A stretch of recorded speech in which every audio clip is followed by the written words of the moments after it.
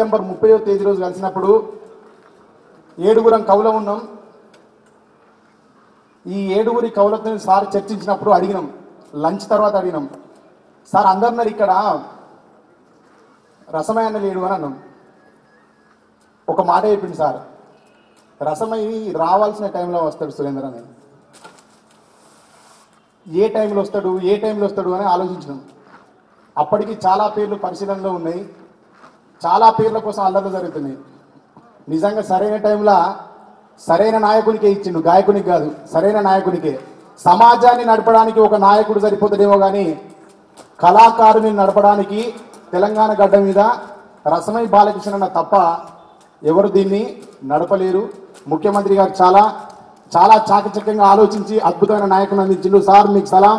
మా అన్నకి ఇంత మంచి గౌరవాన్ని అందించినందుకు మనస్ఫూర్తిగా కృతజ్ఞతలు తెలియజేస్తూ, పల్లె గడపలో ప్రజల గుండెలో మారు మోగిన పాట, ఇది జనాల అక్షర కోట, పంటసేలలో పశువుల కాపరి అసువుగా పలికిన మాట, ఇది ప్రపంచ బాధల బాట, ఊయల పాట, ఉద్యమ పాట, ఊపిరి వదిలిన వీరుల పాట, ఆకలి పాట, ఆశల పాట, ఆశయ సాధన కాగని ఊట, పల్లె గడపలో ప్రజల గుండెలో మారు మోగిన పాట, ఇది జనాల అక్షర కోట, పంటసేలలో పశువుల కాపరి అసువుగా పలికిన మాట, ఇది ప్రపంచ బాధల బాట.